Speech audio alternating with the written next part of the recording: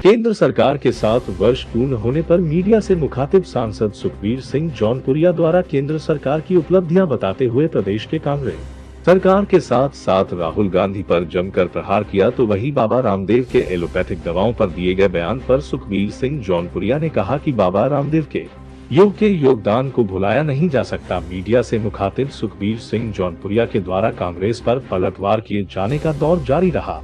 माननीय प्रधानमंत्री का 7 साल पूरे हुए हैं, 7 साल कंप्लीट हो गए उसमें है।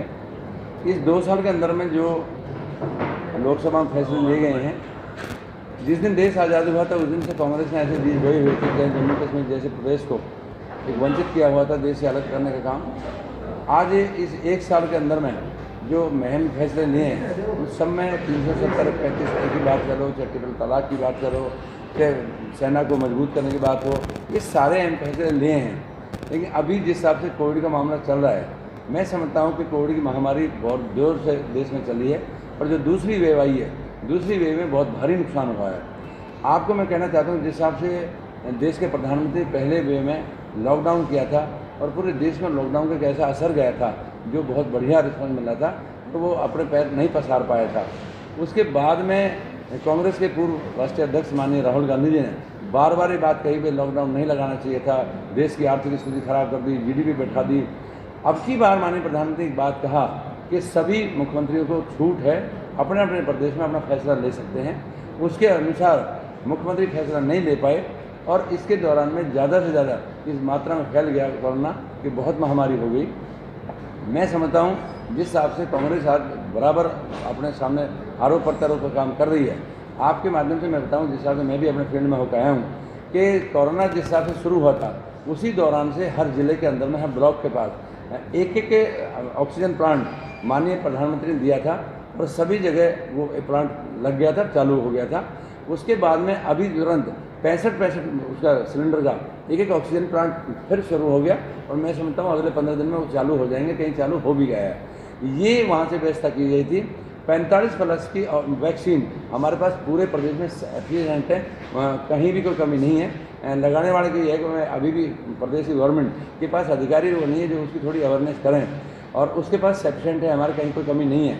18+ की जहाँ तक बात है, 18+ की भी वैक्सीन उनको मिल गई है, ऑनलाइन अभी अप्लाई कर रहे हैं। मैं समझता हूँ अगले 2-3 महीने के अंदर में वो भी कंप्लीट है, उसमें कहीं कोई दो राय नहीं है। लेकिन प्रदेश की गवर्नमेंट इस बात पर शोर मचा रही है कि हमें किसी प्रकार की भी वैक्सीन नहीं मिल पाई, हमें रेमडेसिविर इंजेक्शन नहीं मिल पाया और लोगों को जिस हिसाब से अब की बार माननीय प्रधानमंत्री ने वेंटिलेटर सबको दिए थे, वेंटिलेटर को इनका दिए, हमें ख़राब वेंटिलेटर दे दिए जो हमें कहीं भी काम नहीं आ सकते थे। जितने इनके पास इक्विपमेंट थे उनके पास स्टाफ ही नहीं है, जितने स्टाफ था उतने इक्विपमेंट चल गए, उतने वेंटिलेटर का काम कर रहे हैं और 10-10, 15-15 वेंटिलेटर हर जिले में पड़े हुए हैं क्योंकि स्टेट गवर्नमेंट के पास स्टाफ नहीं है जो उनको चला ले। ताजुब इस बात का है कि कहीं भी पोस्ट पर डॉक्टर्स नहीं है। जिस हिसाब से अभी इन्होंने संविदा कर्मी पर संविदा लगाने की बात कही थी कि हम पुराने डॉक्टर को उनको सबको लगाए, सेना ने इतना बड़ा काम किया है जो हम कभी सोच भी नहीं सकते थे।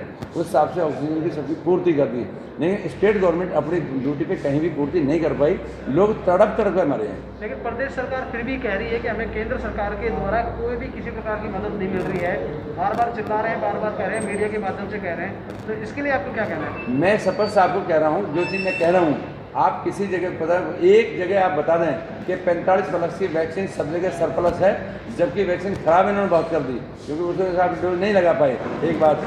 दूसरी बात, आप सबके सामने मिलता है ऑक्सीजन प्लांट सब जगह अपने ज़िले पे, सब जगह अब से पहले 35 उसका सिलेंडर का कंप्लीट होकर चालू था, उसी से जान बची है। और दूसरा 65 का अपनी कोटपुतली में भी 65 का सेंशन होकर तैयार हो जा रहा होगा। मैं आपको समझता हूँ सब जगह ब्लॉकों तक दे दिए, वो सिर्फ माननीय प्रधानमंत्री ने दिया है। स्टेट गवर्नमेंट आपके माध्यम से मैं कहना चाहता हूँ एक सिंगल प्लांट कहीं भी बता दे। अभी उन्होंने घोषणा की है कि नगर परिषद से हम एक अपना ऑक्सीजन प्लांट लगाएंगे।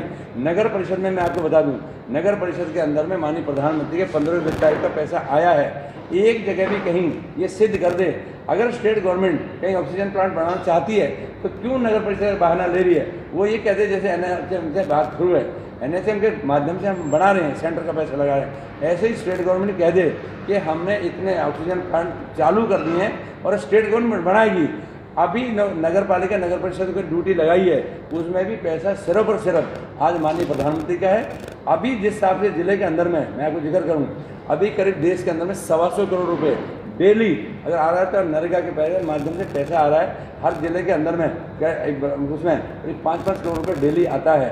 अगर ये पैसा ना आए, मैं समझता हूँ लोगों को रोजगार तक मोहताज हो जाएंगे। लेकिन मैं समझता हूँ जिस हिसाब से आज प्रशासन, माननीय मुख्यमंत्री को इस बात को सोचना पड़ेगा। आपके माध्यम से मैं कहना चाहता हूँ कि जिस हिसाब से गवर्नमेंट हमेशा हिलती रहती है, एक प्रोसीजर है, उसी वजह से उनके ऊपर दबाव पड़ता रहता है। कभी माननीय हेमाराम चौधरी जी निकल जा रहे हैं, कभी सचिन जी पायलट निकल जा रहे हैं, कभी कोई और टीम निकल जा रही है। उस चक्कर में इतना दबाव में आए हुए हैं कि सारे अधिकारी हामी हैं, अपने अपने सामने अधिकारी लगा रखे हैं। उसमें सबसे बड़ी बात है बद्री का खनन और पत्थर का, मैं एक बात मान लेता हूँ, ये तो हो रहा है, चलो एक तो अलग बात रही।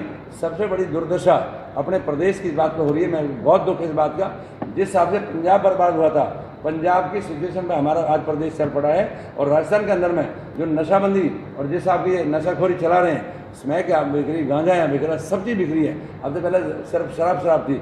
उस चक्कर में प्रशासन कहीं भी काम नहीं कर रहा है। टोटली प्रशासन इस बात पर फेलियर रहा है कि वो नहीं रोक पा रहा है इस बात के लिए। पर मैं कल भी आज भी मेरा अपना पहले देखा होगा, आज CMHO PMO कहो तो CMHO PMO फोन उठाने को तैयार नहीं है। सबसे बड़ी बात है कि जब आदमी तड़प के मर रहा है, कोई आदमी बात करता है, तो वो अपनी बात पर ड्यूटी पूरी निभाने को तैयार नहीं है। तो ये बहुत बड़ी फेलियर गवर्नमेंट की रही है। बाबा रामदेव साधु हैं, संत हैं, जैसे भी हैं, भगवे कपड़े पहनते हैं। मैं एक बात आपके माध्यम से कहना चाहता हूँ, उन्होंने जो एक एक्स वो अध्यक्ष थे, उन्होंने फिर भी बाबा जी हम आपकी बात को ये करते हैं, बाबा जी ये बात करते हैं। उनका एक कोई सचिव लेवल का आदमी था दूसरा, वो बार बार कह रहा आप हमारे बराबर बैठने लायक नहीं हो। तो उनको सोचना चाहिए था कि बाबा आज ऐसा नहीं है, बाबा के इतने फॉलोअर है कि बाबा ने कहीं ना कहीं ये योग दिया है। और जहाँ भी अगर आज हो, इतनी जागृति तो उन्होंने कर दी कि शाम के टाइम वॉक करना, सुबह वॉक करना, कपालभाति करना, तो ये बाबा की देन है। तो ये बाबा ये नहीं कह रहा कि मेरे योग से सब ठीक हो जाएंगे, नहीं, योग का बहुत बड़ा योग है।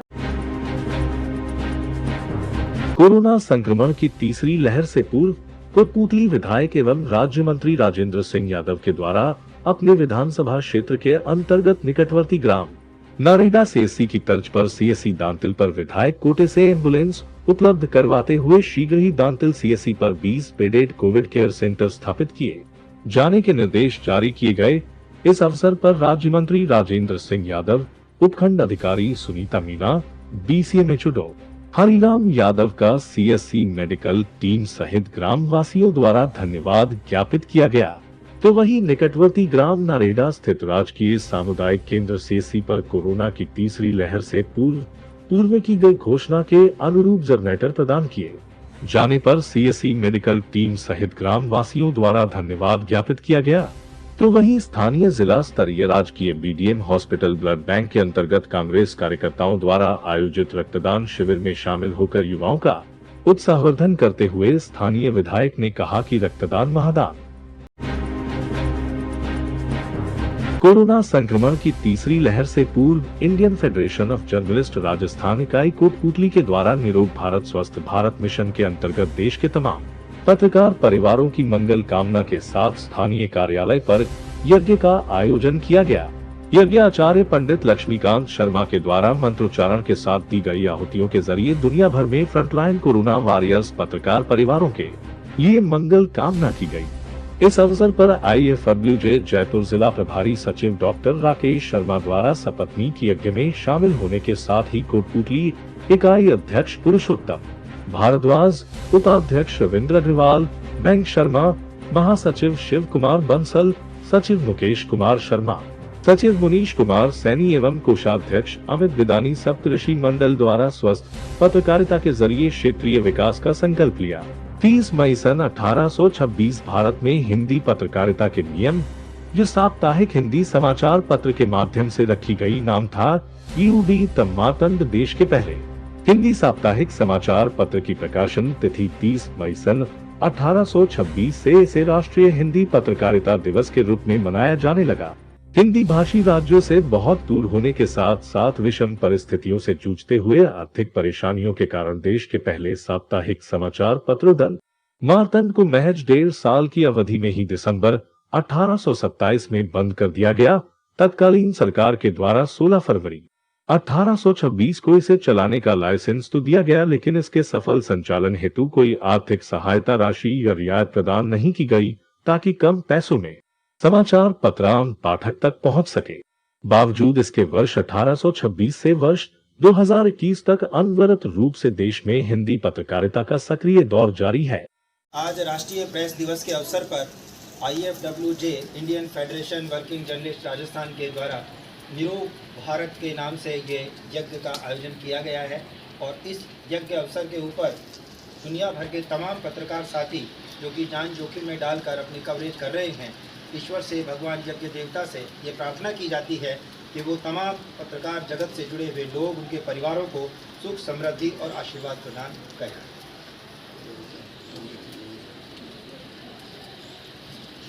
संपूर्ण विश्व की शांति के लिए सभी पत्रकार मिलकर करके और ये महायज्ञ किया है, जिससे कोरोना बीमारी दूर हो जाए और सब सुखी रहें, पूरे देश सुखी रहे, पूरा संसार सुखी रहे।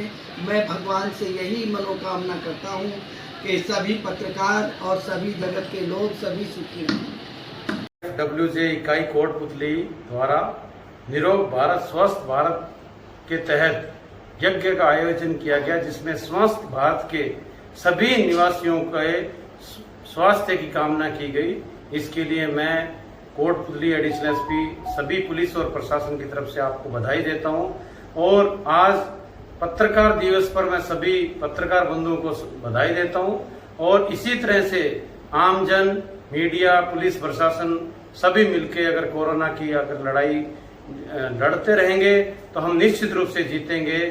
हारेगा कोरोना, जीतेगा देश। पत्रकार भाइयों को मेरी और मेरी मेडिकल टीम की तरफ से हिंदी पत्रकारिता दिवस पर बहुत बहुत बधाई हो। और जो आज IFWJ के द्वारा जो निरोगी भारत महायज्ञ किया गया है वो काबिल तारीफ है और मैं सभी पत्रकार भाइयों को इसके लिए धन्यवाद देना चाहूंगा कि उन्होंने तीसरी लहर आने से पहले ही ये एक महान यज्ञ का आयोजन किया है। और मैं आशा करता हूं कि संपूर्ण भारत में तीसरी लहर से सभी का बचाव होगा और कोरोना हारेगा, हम जीतेंगे। आज IFWJ कोटपुतली इकाई द्वारा एक यज्ञ का आयोजन किया गया। यज्ञ का उद्देश्य था कि देश में अमन चैन का वास हो, साथ ही कोरोना महामारी की भारत से विदाई हो। मैं कोटपुतली उपखंड इकाई के सभी मनोनीत पदाधिकारियों को इस पत्रकारिता दिवस के अवसर पर हार्दिक बधाई देता हूं और अपेक्षा करता हूं कि उनके नेतृत्व में कोटपुतली इकाई का और अधिक मजबूती मिलेगी। कोरोना संक्रमण की तीसरी लहर से पूर्व कोटपुतली विधायक एवं राज्य मंत्री राजेंद्र सिंह यादव के द्वारा अपने विधानसभा क्षेत्र के अंतर्गत निकटवर्ती ग्राम नारेगा CSC की तर्ज पर CSC दांतिल पर विधायक कोटे से एम्बुलेंस उपलब्ध करवाते हुए शीघ्र ही दांतिल CSC पर 20 बेडेड कोविड केयर सेंटर स्थापित किए जाने के निर्देश जारी किए गए। इस अवसर पर राज्य मंत्री राजेंद्र सिंह यादव, उपखंड अधिकारी सुनीता मीना, BCMHO हरिराम यादव का CSC मेडिकल टीम सहित ग्राम वासियों द्वारा धन्यवाद ज्ञापित किया गया। तो वहीं निकटवर्ती ग्राम नारेगा स्थित राजकीय सामुदायिक केंद्र CSC पर कोरोना की तीसरी लहर से पूर्व की गई घोषणा के अनुरूप जनरेटर प्रदान किए जाने पर CSC मेडिकल टीम सहित ग्राम वासियों द्वारा धन्यवाद ज्ञापित किया गया। तो वहीं स्थानीय जिला स्तरीय राजकीय BDM हॉस्पिटल ब्लड बैंक के अंतर्गत कांग्रेस कार्यकर्ताओं द्वारा आयोजित रक्तदान शिविर में शामिल होकर युवाओं का उत्साहवर्धन करते हुए स्थानीय विधायक ने कहा कि रक्तदान महादान